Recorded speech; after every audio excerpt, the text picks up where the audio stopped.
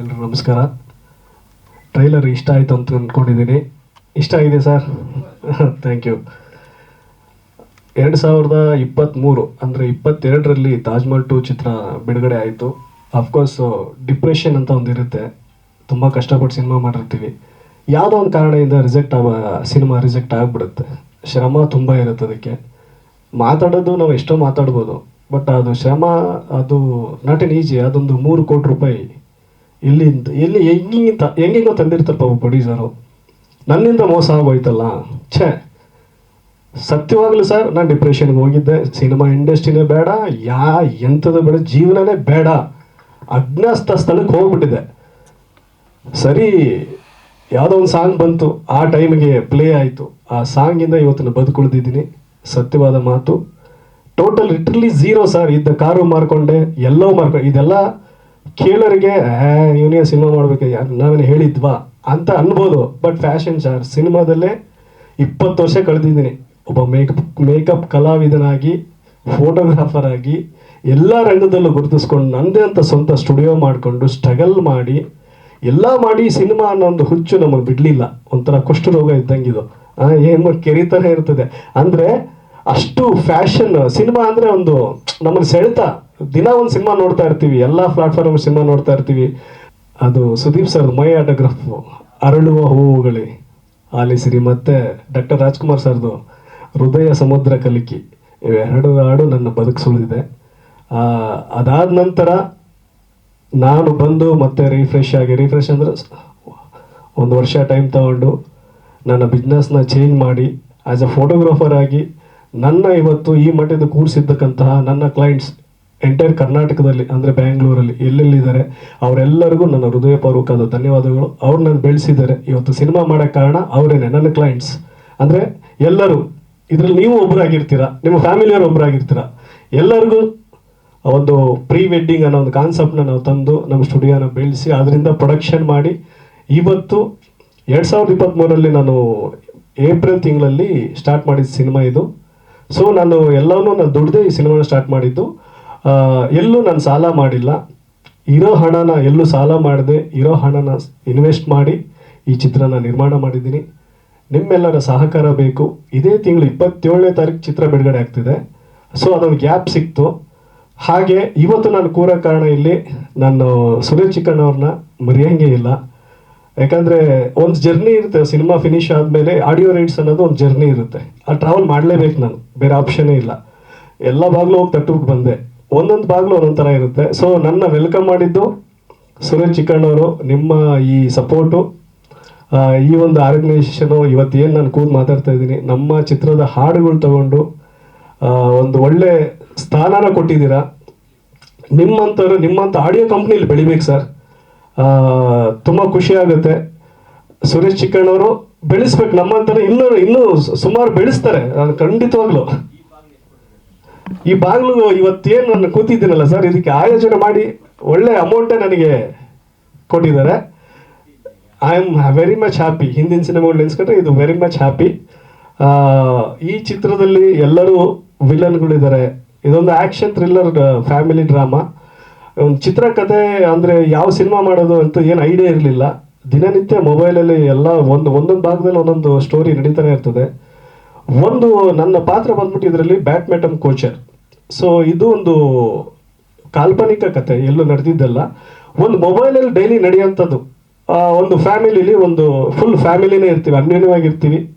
ಚಿಕ್ಕ ಮಗು ದಿಶಾ ಅಂತ ಇದ್ದಾಳೆ, ಅವಳು ನಮ್ಮ ಭಾವ ಅಂದರೆ ನಮ್ಮ ಅಕ್ಕ ಅವ್ರು ಬಂದಿಲ್ಲ. ಅವರಿಗೆ ಅವ್ರ ಭಾವನ ಮಗಳಿಗೆ ಒಂದು ಫೋನ್ ಸಿಗುತ್ತೆ. ಆ ಫೋನು ಆಫ್ ಆಗಿರುತ್ತೆ, ಒಂದು ರೋಡಲ್ಲಿ ಸಿಗುತ್ತೆ, ಆಫ್ ಆಗಿರುತ್ತೆ. ಆನ್ ಮಾಡಿದ ತಕ್ಷಣ ಏನೆಲ್ಲ ಅನುಭವಿಸ್ತಾರೆ ಆ ಫ್ಯಾಮಿಲಿಲಿ, ಅವ್ರು ಏನು ಆಗ್ತಾರೆ, ಹೀರೋ ಅವ್ರನ್ನೆಲ್ಲ ಹೆಂಗೆ ಕಾಪಾಡ್ಕೊತಾನೆ ಅನ್ನೋದು ಈ ಸಿನಿಮಾದ ಒನ್ಲೈನ್ ಸ್ಟೋರಿ. ಇದರಲ್ಲೊಂದು 4 ಆ್ಯಕ್ಷನ್ ಇದೆ. ಅಫ್ಕೋರ್ಸ್ ನಮಗೆ ಆ್ಯಕ್ಷನ್ ಸಿನಿಮಾ ಅಂದರೆ ತುಂಬ ಇಷ್ಟ ಮೊದಲಿಂದನೂ. ಸೊ ಆ್ಯಕ್ಷನ್ ಇಟ್ಕೊಂಡು ಮಾಡಿದ್ದೀನಿ. ಒಂದು ಒಳ್ಳೆ ಚಿತ್ರಕ್ಕೆ ಇದೇ ರೇಣುಕಾಂಬ ಸ್ಟುಡಿಯೋದಲ್ಲಿ ಸೆನ್ಸರ್ ಆಯಿತು. ಅದೇನಕ್ಕೆ ಸರ್ಟಿಫಿಕೇಟ್ ಕೊಟ್ಟರು ದೇವರಿಗೆ ಗೊತ್ತು. ಅವ್ರು ಕೇಳಂಗಿಲ್ಲ. ಅದೇ ದೊಡ್ಡ ಪ್ರೊಡಕ್ಷನ್ಸ್ ಹೌಸ್ ಇದ್ದಾಗ ಇಲ್ಲ ಸರ್ ಕೇಳಲೇಬೇಕು, ಅವ್ರಿಗೆ ಯಾರಿಗೂ ಕೇಳಲ್ಲ. ಜಸ್ಟ್ ಒಂದು ಕೈ ಕಟ್ ಮಾಡಿ ಬ್ಲಡ್ಡಿಂಗ್ ಬಂದರೆ ಸಿ ಜಿಲಿ ಎ ಸರ್ಟಿಫಿಕೇಟ್ ಅಂತಾರೆ. ಮತ್ತು ಜನಕ್ಕೆ ನಾವು ಹೆಂಗೆ ಸಿನಿಮಾ ತೋರಿಸೋದು ಹೇಳಿದರೆ ರಿವೆಂಜ್ ಕಮಿಟಿಗೆ ಹೋಗಿ ಅಂತಾರೆ. ರಿವೆಂಜ್ ಕಮಿಟಿಗೆ ಹೋದರೆ 3 ಲಕ್ಷ 4 ಲಕ್ಷ ಕೇಳೋರು ಯಾರೂ ಇಲ್ಲ. ಕೇಳಿದರೆ ಮತ್ತೆ ಬೇರೆ ಥರ ಬರುತ್ತೆ ರಿವೈಸಿಂಗ್ ಕಮಿಟಿ. ಸೊ ಇಲ್ಲಿ ಕೇಳಿದೆ ನಾನು, ಯಾಕೆ ಸರ್ ಎ ಸರ್ಟಿಫಿಕೇಟ್ ಈ ಸಿನಿಮಾದಲ್ಲಿ ಏನಿದೆ ಅಂಥದ್ದು ಏನಿದೆ ಸರ್? ಎಲ್ಲ ಸಿನಿಮಾದಲ್ಲೂ ಗ್ಲಾಮರ್ ಅಂತ ಒಂದು ಹೀರೋ ನಾಯಕಿನ ತೋರಿಸ್ಲೇಬೇಕು, ಒಂದು ಡ್ಯೂಯೆಟ್ಸ್ ಜನಕ್ಕೆ ಒಂದು ಮನೋರಂಜನೆ ಬೇಕಲ್ಲ. ಈ ಚಿತ್ರದಲ್ಲೇ ಇದೆ. ಏನಕ್ಕೆ ಎ ಸರ್ಟಿಫಿಕೇಟ್? ನಾನು ಇನ್ನೂ ಕನ್ಫ್ಯೂಷನ್ ಎಲ್ಲ ಇದೆ, ಎ ಸರ್ಟಿಫಿಕೇಟ್ ಏನಕ್ಕೆ ಕೊಟ್ಟರು ಅಂತ ಕೇಳಿದೆ. ಒಂದು ಅಂಶನೇ ಇಟ್ಕೊಂಡಿದ್ದೆ, ಅಂಶನೇ ಇದು ಕೊಡೋಕ್ಕಾಗಲ್ಲ. ನಾನು ಯಾವುದೋ ಒಂದು ವ್ಯಕ್ತಿನ ತಂದಿದ್ದೀನಿ, ಆ ವ್ಯಕ್ತಿ ಬೇಡ, ಆ ವ್ಯಕ್ತಿನ ಕಟ್ ಮಾಡಿ ಬೀಸಾಕು, ನಾನು ಬಾರಿ ಕೊಡ್ತೀನಿ. ಅದು ಸಿನಿಮಾ ಕಂಟೆಂಟ್ ಇರೋದು ಅದ್ರ ಮೇಲೆ, ಅದೇ ತೆಗೆದ್ರೆ ಮತ್ತೆ ನಾನು ಏನು ಮಾಡಲಿ? ಇದಕ್ಕೆ ಸಂಬಂಧನೇ ಇಲ್ವಲ್ಲ ಸರ್ ಅಂತ ಕೇಳಿದೆ. ವಾದ ತುಂಬ ಆಯಿತು. ಮತ್ತೆ ಬರೆದು ಕೊಟ್ಬಿಡ್ತೀನಿ, ಆಗಲ್ಲ ಅಂದ್ರು. ನಾವಿರೋ ಪರಿಸ್ಥಿತಿಲಿ ಆಗಲ್ಲ ಅಂತ ಸರಿ ಒಪ್ಕೊಂಡ್ವಿ. ಸೊ ಇದೇ ತಿಂಗಳು 27ನೇ ತಾರೀಕು ಸಿನಿಮಾ ಬಿಡುಗಡೆ ಆಗ್ತಿದೆ. ಮೇನ್ ಥಿಯೇಟ್ರ್ ಸ್ವಪ್ನದಲ್ಲಿ ಬಿಡುಗಡೆ ಮಾಡ್ತಾ ಇದೆ. ಲಿಖಿತ್ ಫಿಲ್ಮ್ಸ್ ಅವ್ರು ಡಿಸ್ಟ್ರಿಬ್ಯೂಟ್ ಮಾಡ್ತಿದ್ದಾರೆ. ಇನ್ನೆಲ್ಲರೂ ಈ ಚಿತ್ರದಲ್ಲಿ ಅವ್ರವ್ರ ಕೆಲಸನ ಅಚ್ಚುಕಟ್ಟಿಗೆ ಮಾಡಿ ಮುಗಿಸಿದ್ದಾರೆ. ಸಂಬಂಧ್ಯ ವಿನಯ್ ಅವರು ಈ ಚಿತ್ರದಲ್ಲಿ ತುಂಬ ಚೆನ್ನಾಗಿ ಕಾಣಿಸ್ತಾರೆ. ಅವ್ರದ್ದೇ ಒಂದು ಸೆಕೆಂಡ್ ಹಾಫಲ್ಲಿ ಒಂದು ಪ್ಲೇ ಬರುತ್ತೆ, ತುಂಬ ಚೆನ್ನಾಗಿರುತ್ತೆ. ಒಂದು ಇನ್ನೋಸೆಂಟು ಮತ್ತು ಒಂದು ಫ್ಯಾಮಿಲಿ ಡ್ರಾಮಾ, ಜನಕ್ಕೆ ತುಂಬ ಒಂದು ಸ್ವಲ್ಪ ಕರಳು ಕಿವುಚೋ ನಂತರ ಒಂದು ಎಪಿಸೋಡ್ ಬರುತ್ತೆ. ನೀವೆಲ್ಲ ನೋಡ್ತೀರಾ, ನೋಡಿ ಆಶೀರ್ವಾದ ಮಾಡಿ. ಈ ಚಿತ್ರಕ್ಕೆ ನಾನೇ ಕತೆ ಬರೆದು, ಚಿತ್ರಕಥೆ ಬರೆದು, ನಿರ್ದೇಶನ ಮತ್ತು ನಿರ್ಮಾಣ ಮಾಡಿದ್ದೀನಿ. ಸಂಗೀತ 3 ಜನ ಇದ್ದಾರೆ, ಮನುದೀಪ್ ಅಂತ, ಮತ್ತು ಸತೀಶ್ ಸ್ಟೀವನ್ ಅಂತ, ಇನ್ನೊಬ್ಬರು ಮಂಜುನಾಥ್ ಅಂತ, 3. ಬ್ಯಾಕ್ಗ್ರೌಂಡ್ ಸ್ಕೋರ್ ವಿಕ್ರಮ್ ಸೆಲ್ವಾ ಅಂತ ಮಾಡಿದ್ದಾರೆ. ಸೊ 4 ಜನ ಇದ್ದಾರೆ. ಪಾರ್ಟ್ ವೈಸ್ ಒಬ್ಬೊಬ್ರು ಕೊಟ್ಟಿದ್ದೆ, ಎಲ್ಲರೂ ಚೆನ್ನಾಗಿ ಮಾಡಿದ್ದಾರೆ. ಅಫ್ಕೋರ್ಸ್ ಇಲ್ಲಿ ಇರೋರೆಲ್ಲ ಚೆನ್ನಾಗೇ ಮಾಡಿದ್ದಾರೆ. ರಾಜು ಡ್ಯಾನ್ಸ್ ಮಾಸ್ಟ್ರು, ಮನೋಹರ್ ಸಿಂಗ್ ನವಲಗುಂದ ಅಂತ ಎಲ್ಲ ಹಾಡುಗಳನ್ನು ಬರೆದಿದ್ದಾರೆ, ಅವರು ಇಲ್ಲೇ ಬಂದಿದ್ದಾರೆ ವೇದಿಕೆ ಮೇಲೆ. ಪಾಪ ದಿಶಾ ಪುಟ್ಟ ಹುಡುಗಿ, ಒಳ್ಳೆ ಟ್ಯಾಲೆಂಟ್ ಇದೆ. ಒಂದು ಸೀನ್ ಆಡಿಷನ್ ಕರೆದಿದ್ದೆ ಸರ್. ಆ್ಯಕ್ಚುಲಿ ನಾನು ಸುಮಾರು ಜನ ಮಕ್ಕಳು ಆಡಿಷನ್ ಮಾಡಿದೆ. ತುಂಬ ಇಂಪಾರ್ಟೆಂಟ್ ರೋಲ್ ಪಾತ್ರ ಅದು. ಆ ಮಗು ಮೇಲೆ ಸಿನಿಮಾ ಇರೋದು. ಸುಮಾರು ಜನ ಬಂದು ಹೋದ್ರು. ಆಡಿಷನಲ್ಲಿ ಯಾರಿಗೂ ಗೆಲ್ಲಿಲ್ಲ. ಇಷ್ಟುದ್ದ ಡೈಲಾಗು ಒಂದು ಸುಮ್ಮನೆ ಇಷ್ಟೆಷ್ಟಿದ್ಲು ಅವಾಗ. ಇವಾಗ ಸ್ವಲ್ಪ ಬೆಳೆದಿದ್ದಲ್ಲೇ ಡೈಲಾಗ್ ಬರೆದು ಕೊಟ್ಟೆ. 18 ಸೆಕೆಂಡಲ್ಲಿ ಹೇಳ್ಬಿಟ್ಲು ಸರ್. ನಾನು ಶಾಕ್ ಆಗ್ಬಿಟ್ಟೆ. ಇದು ಹೆಂಗೆ? ನಾವು ಇಷ್ಟು ಒಂದು 4 ಡೈಲಾಗ್ ಹೇಳೋಕ್ಕೆ ಒದ್ದಾಡ್ತೀವಿ ಕ್ಯಾಮ್ರಾ ಮುಂದೆ, ಈ ಹುಡುಗಿ ಹಿಂಗೆ ಹೇಳ್ಬಿಟ್ಲಲ್ಲ ಅಂದ್ಬಿಟ್ಟು ತುಂಬ ಚೆನ್ನಾಗಿ ಮಾಡಿದ್ದಾಳೆ ಆ ಪಾತ್ರನ. ನೀವು ನೋಡಿದ್ರೆ ಗೊತ್ತಾಗುತ್ತೆ. ಹಾಗೆ ತೇಜಸ್ವಿ, ನಿಮಗೂ ಕೂಡ ಅವರು ಹೀರೋಯಿನ್ ಫ್ರೆಂಡ್ ಪಾತ್ರ ಮಾಡಿದ್ದಾರೆ. Thank you so much. Surya Praveen ಒಳ್ಳೆ ಕಲಾವಿದರು. ಇಂಡಸ್ಟ್ರಿ ನಿಮ್ಮಂಥವ್ರು ವಿಲನ್ಗಳು ಬೇಕು. ಹಾಗೆ ರಘು ಸರ್, ರಘು ಮಲ್ನಾಡು, ನಮ್ಮ ಶಿವಮೊಗ್ಗದ ಕಡೆ, ನಾವು ಶಿವಮೊಗ್ಗದ ಕಡೆಯವನೇ. ಅವರು ಈ ಸಿನಿಮಾದಲ್ಲಿ ನಡಗಿಸ್ತಾರೆ. ಅಂದರೆ ಒಂದು ಏನು ಹೇಳ್ತಾರೆ, ಆ ತೆರೆ ಮೇಲೆ ಒಂದು ಭಯ ಅಂತ ಹುಟ್ಟಿಸುತ್ತಲ್ಲ. ಒಂದು ಯಾವುದೇ ವಿಲನ್ ಬಂದರೂ ಭಯ ಅಂತ ಇರುತ್ತೆ, ಬಟ್ ಇವರು ಸ್ವಲ್ಪ ಡಬಲ್ ಆಗಿ ಮಾಡಿದ್ದಾರೆ. ಸೊ ಅದು ನೀವು ನೋಡ್ತೀರಾ. ಹಾಗೆ ನಾರಾಯಣ್ ಸರ್, ಮತ್ತು ನಮ್ಮ ಸುರೇಂದ್ರ ಸರ್, ಸುನೀಲ್ ಬೇರೂರ್ ಸರ್, ಎಲ್ಲರೂ ವಿಲನ್ಗಳೇ ಅವರು. ಸೊ ಇಷ್ಟೆಲ್ಲ ಆಲ್ರೆಡಿ ನಾನು ಸ್ಟ್ರಗಲ್ಲಿಂದ ಆಚೆ ಬಂದಿದ್ದೀನಿ. ಸರ್ ಅವರು ಹೇಳಿದ್ರು, ನೀನೇನೋ ಒಂದು ಪ್ರಯತ್ನ ಮಾಡ್ತಿರ್ತೀಯ. ಸೊ ನನ್ನ ಪ್ರಯತ್ನನೇ ಸರ್, ಪ್ರಯತ್ನ ಬಿಟ್ಟು ಬೇರೆ ಏನೋ ಮಾಡೋಕ್ಕಾಗಲ್ಲ. ಎಲ್ಲ ಜನ ಕೊಡಬೇಕು, ದೇವ್ರು ಕೊಡಬೇಕು, ಇಲ್ಲ ತಂದೆ ತಾಯಿ ಆಶೀರ್ವಾದ ಇರಬೇಕು, ನಿಮ್ಮೆಲ್ಲರ ಆಶೀರ್ವಾದ ಬೇಕು.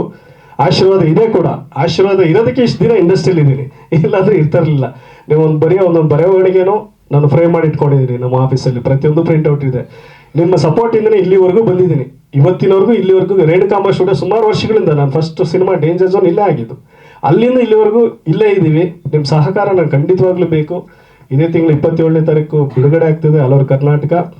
ನನ್ನ ಕೈಲಿ ಶಕ್ತಿ ಎಷ್ಟಿದೆ ಅಷ್ಟು ಥಿಯೇಟ್ರಲ್ಲಿ ಬಿಡುಗಡೆ ಮಾಡ್ತಾಯಿದ್ದೀನಿ. ದಯವಿಟ್ಟು ಸಪೋರ್ಟ್ ಮಾಡಿ ಅಂತ ಕೇಳ್ಕೊಂತೀನಿ ಸರ್. ನಿಮ್ಮ ಸಹಕಾರ ಇರಲಿ.